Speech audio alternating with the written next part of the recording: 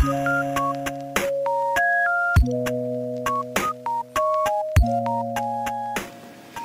evening, everybody. Today I am working on, what is this called? Swans in the Lake, and it is a Joy Sunday kit. And my son is playing fairly loud videos, so if you hear random screeching in the background, it's not him, he's just watching YouTube. But, so I've been trying to have solid topics to talk about with you guys while we cross-stitch together. So the topic I thought of today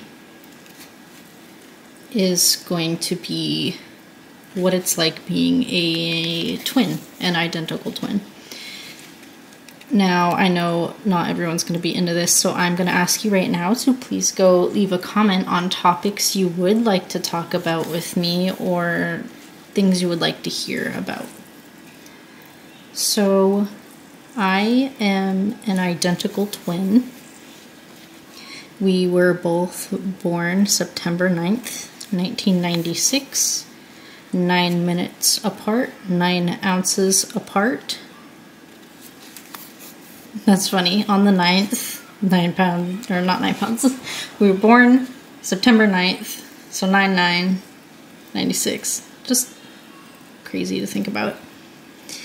And I don't remember what the condition is called medically, but basically her umbilical cord never fully, she never fully formed her own, so hers was feeding off of mine, so we were born early. I'm not sure how early, maybe 3 months. Let me try and figure out what I did here.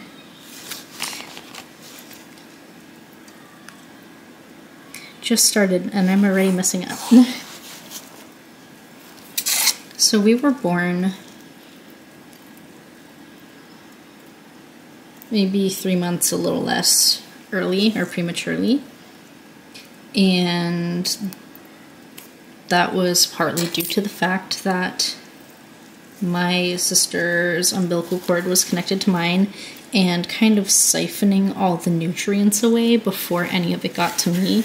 So I was malnourished and passing away in the womb, so we had to come out. And even though we are the same, she was a chunky girl and I was this tiny little thing.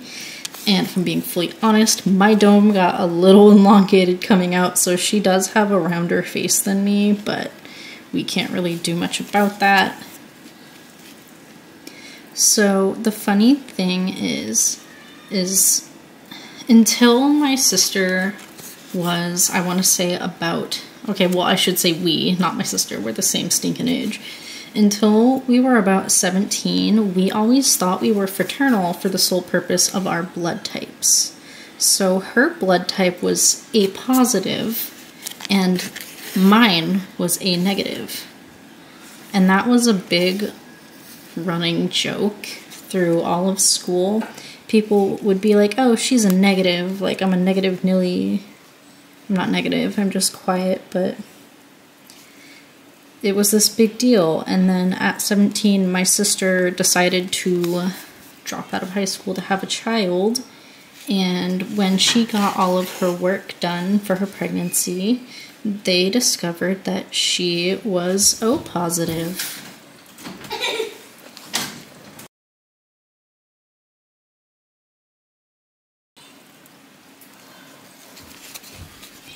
And we thought that was funny. We thought that was.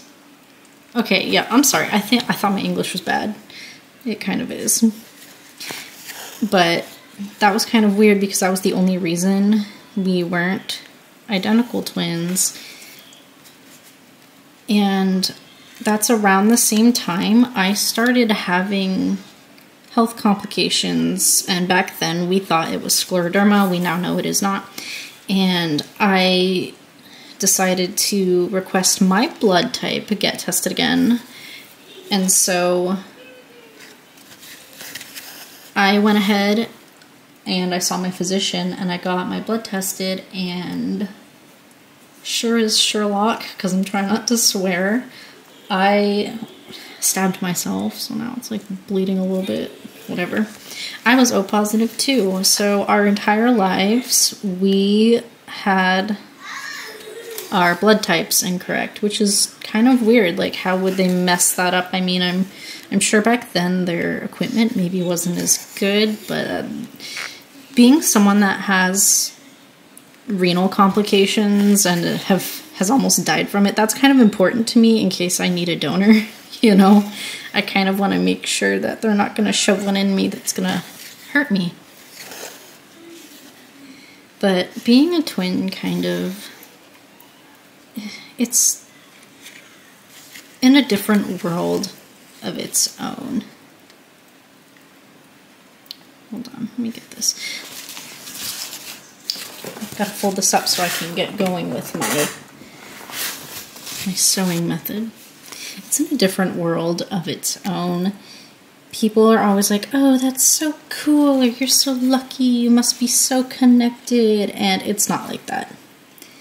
It is full of people not getting what they want from one of you, then ditching you for the other one. It is your parents playing favorites or not treating you as individuals. It's having a ton of health complications because, let's be honest, 2 of you in one womb, especially when you're malnourished, which usually happens with multiple children in one pregnancy, can result in a lot of health issues. And not to mention, if you're the first children your parents are having, they're probably not, or we're not ready to be able to afford 2 children, so chances are you're also going to grow up without as much in your life. So it was very surreal, and like figuring out that I had a twin kind of creeped me out. I believe there was one point when I wanted to attack my sister. I was like, no, you're fake. Like, I thought she was some alien. And keep in mind, I was really, really little and I didn't understand what being a twin was. I was just like, oh no, someone cloned me. That's creepy. I want to be the only daughter. But it was definitely hard growing up as a twin, because every time a love interest turned down, or my sister turned down a love interest, that is the only time they ever came to me. She was definitely the popular one because her face is shaped better. Like, boo-hoo. I mean, if people could even tell. Most people couldn't even tell, but everyone was more attracted to her. I think with my malnutrition before being born, my brain wasn't developed properly because I do have a form of agoraphobia, autism, anxiety, ADHD, OCD. Just, oh my goodness, the list goes on. Come on, Etsy, go away. And people would always just make a big deal out of it, or for Twin Day, they would be like, oh, you're so lucky, you don't have to do anything. And my take on Twin Day is, please stop. Please stop doing it. You don't know how hard it is to have all these health issues and grow up feeling replaceable. It's not fun, it's not cool, and quite frankly, we don't want that to be our personalities, is, oh, it's the twins, but that's just kind of something that you can't really get rid of.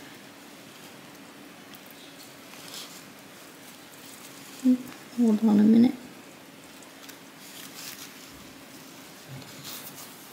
Now, I'm not saying it's bad, because we definitely had a connection, and we had to go to speech therapy when we were younger, because we kind of developed our own nonverbal language, and we refused to learn how to talk, because why would we? We have each other. And, you know, being young and growing up in a busy world full of adults moving nonstop and all these rules, you kind of shut yourselves off. But the opposite end of being super close is we tried to control one another and be bossy. So we also had tons of therapy on how to get along, And I just wish part of that was kind of teaching us how to cope with people kind of treating us like we're interchangeable, because we're obviously our own people. I will say that there are some upsides, is like one time when I was still in Tennessee and I had just had my son, my twin sister moved to Tennessee from Montana because she went to Montana to live with her children's father's family. She came to Tennessee for a little bit and she lost her ID. She was planning to go out for a night to drink with my mother and some other family. Again, she's favorited. No one ever asked me if I wanted to go drinking, but whatever. I don't drink anymore, by the way. I don't do anything. I come at home and cross stitch, but they could not tell the difference and they let her use my ID easy peasy. And then another cool thing about being a twin is if I can get her to respond. I don't know if you've heard about body farms. If you like true crime and stuff, it's kind of in that category, but not crime, obviously. But it is kind of gory in the sense of if you pass away of natural causes or a certain, like in our case, we would have to pass away of natural causes. They can either keep you outside in a cage and they will track the progress of how you decompose and all that stuff, or maybe compare like some medical stuff and whatever after death. And the only reason that my sister and I could readily get accepted into a body farm, which is basically donating your body to science, is because there are not enough twin participants, and that is something I've really wanted to do, is donate my body to science, because I feel like I'm not going to accomplish a whole lot in my living life. So I thought it would be cool to at least, you know, have myself down in some scientific papers on decomposition and certain diseases. But sadly that was before my autoimmune issue got worse, so I'm not sure if we would qualify anymore, but it's looking like my twin sister is finally starting to kind of get her own health complications, but she also struggles with bad habits, I'm just going to call it that. So it all depends on where we're at when we're, you know, getting to that ripe age. But that's just something really cool that we thought about. And another thing that I bring up or joked about all the time when my sister was in better health is, oh, she's just here for spare parts. Because my sister only survived in the womb because she was feeding off of me parasitically. So we have this running joke where I call her my little parasite. She is my little parasite, though. So I was like, I only took care of you and raised you in the womb so you could give me organs when I need them. So hopefully if my kidney or my bad kidney decides to quit on me and not start functioning again one of these times, hopefully she's in a spot that's well enough where I can get a kidney from her. But I always just thought that was cool, is, you know, it gives me a sense of comfort to be ill and know that there's a possibility my sister could help. Something interesting as well is I like to be that person that is always like, we can't read each other's minds, we don't like know how each other's feeling, and we do, but not in a spiritual way. It's just because our makeup and genetics are pretty much spot on with each other, so we have the same likes and dislikes, which I know not all twins do, but we definitely do. And so when we don't talk for months, something just fell somewhere and it scared me. But when we don't talk for months, and then we suddenly talk, we will find out like 50 different things that we both bought the same as the other twin, like the same brands, the same crafts. Ooh. And just everything like that, because not too long ago, I just sent her a silly selfie and I was drinking, what's it called? I think it's called Almond Breeze, almond milk, and I was drinking the chocolate one, and I just like sent her a selfie and was like, this is so good, it's delicious. I'm like, it slaps. And she sent me a selfie back and she had the exact same brand, also in chocolate, and she's like, yo, it does though. And that's just always so silly to us. Yeah, I just wish I could get her more into crafting. She used to crochet like I did, but now she's more into her newest addiction. My newest addiction is collecting cross-stitch kits. We all already know that. That's why I started the YouTube. Her newest addiction is going on TikTok and buying cute little lip glosses from TikTok live videos where people are selling stuff. And I know she likes these cute little juice box and bubble tea shaped ones. And she has 2 daughters, so I'm sure they are getting spoiled by it. I do wish she would come back though, but I can't really make her. But we are also opposite in different ways. Like, with our thought process, like, even though we have the same interests and everything, our thought process that gets us to the point, or decisions we make, is different. Like, there are certain things she does that she thinks normal, and I think she would be better off without, and vice versa. But it's also funny that she had a girl and I had a boy. But I'm pretty sure that's up to the man, right? It's the man's genetics that play into that. Yeah. But I believe she is dating the father of her children still, or engaged. I don't remember. Like I said, she went back to Montana and I came back to Maine, so I'm not sure all of what she's been up to, and not a whole lot of my family really keeps in contact. My goodness. Oh. This one time in high school, before she dropped out to have a child, her classroom, what was it, classroom? Yeah. Okay, no, it was my classroom. My classroom was headed down a flight of stairs. I don't remember where my class was going or what it was going to do. And she was just kind of roaming the hall. And she happened to walk upstairs past my teacher while our class was following behind the teacher and we were going down the stairs. And the teacher just starts yelling at her like, where do you think you're going? You can't just leave. And I like poke my head out. I'm like, I'm still in line, okay? You need to, like, make sure you know what you're doing. Like, you know I'm a twin. How did I magically get in front of you and start walking up the stairs when I was behind you? Like, use some logic.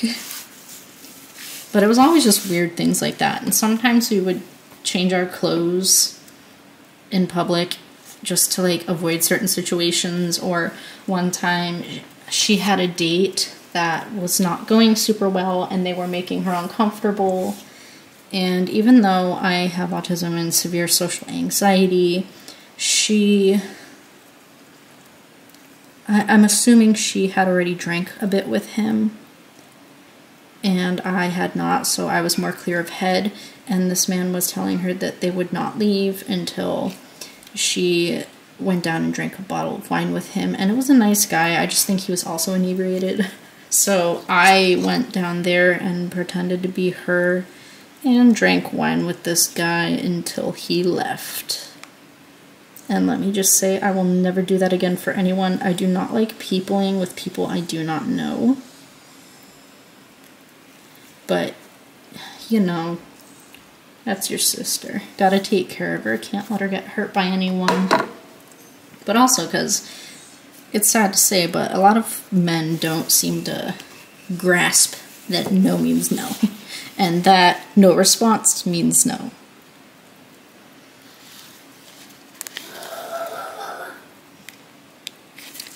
He's so cute. So my son finally starts school on Tuesday. Uh-oh, here he comes. Oh, maybe not. Maybe he couldn't get the door open. I have a child doorknob thing on it because at nighttime I can't have him, like, leaving the room. Hi, honey.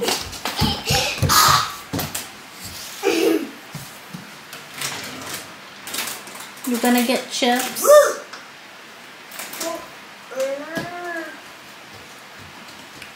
Are you looking for something to eat?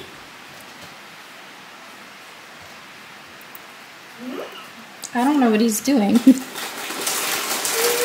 But yeah, he starts school for the first time on Tuesday.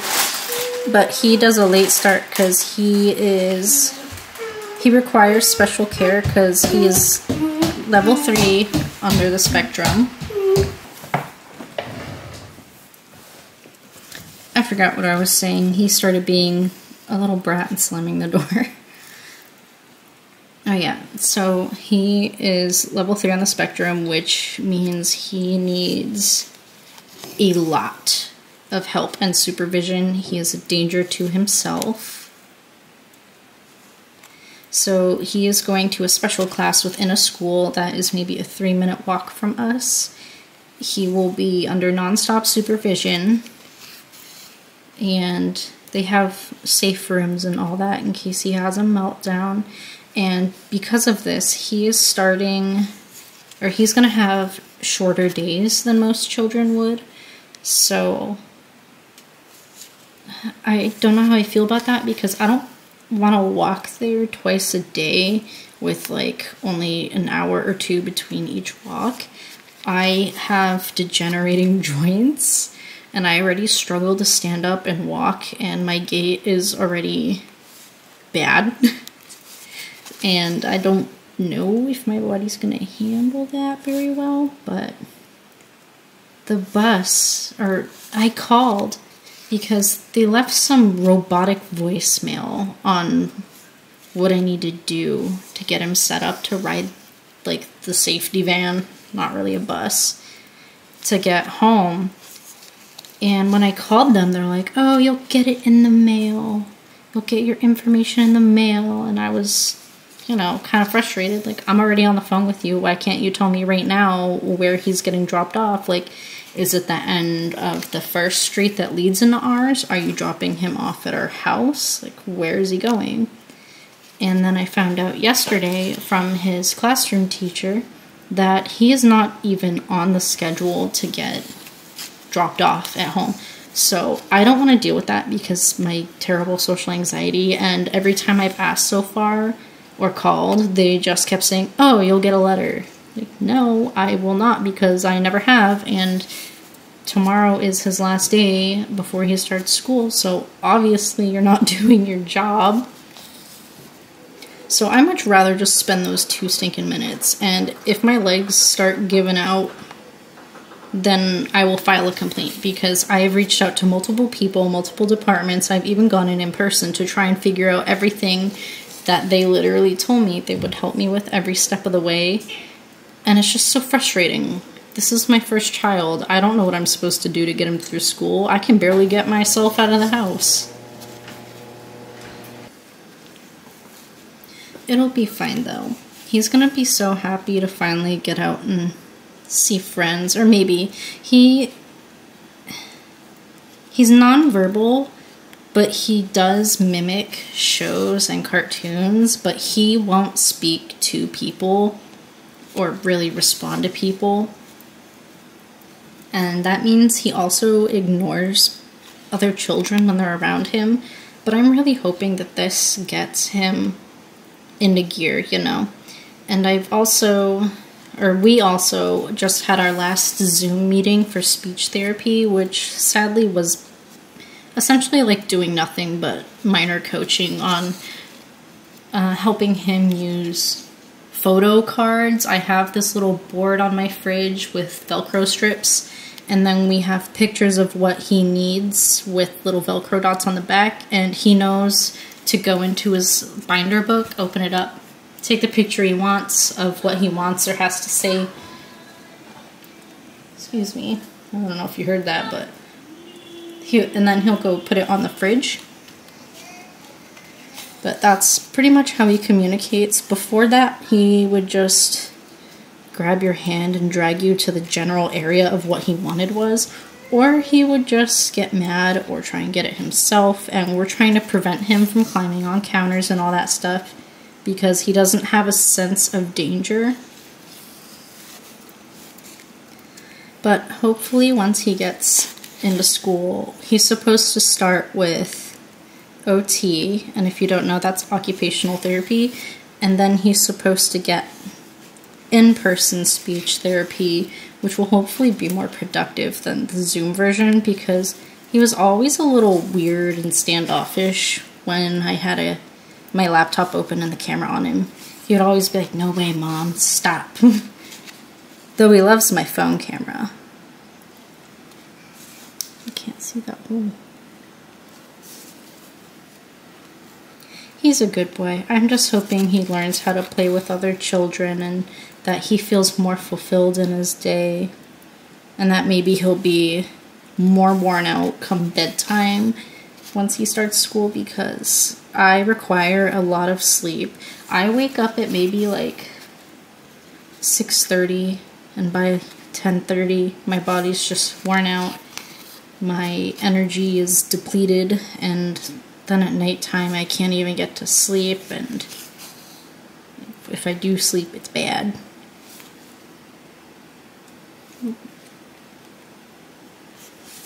But I'm so excited for him. He deserves to go have fun. I noticed they had like water tables and everything, and he was supposed to get one for his birthday, and my mother agreed to, but when she went to buy it like a week before his birthday, she was like, "No, I'm not paying that." Oh, come on. She's like, you gave me how much for Mother's Day, and then you can't get the gift you promised you'd get him? You know, because I obviously took my money and bought other gifts because she said she would cover that one, so that's frustrating. But I know water is a good sensory play for a lot of children with autism, because there's no other feeling like it. I guess we're different. I mean, I like floating in water, but I'm kind of on the opposite end of the spectrum. I have textural issues with water, which also extends to drinking the water.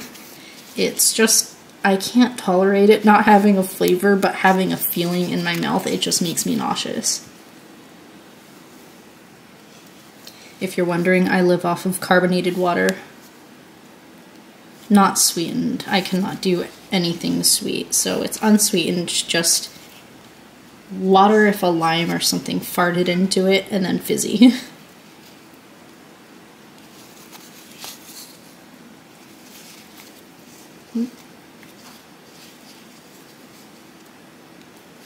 I'm just worried about how I'm gonna get him to sleep.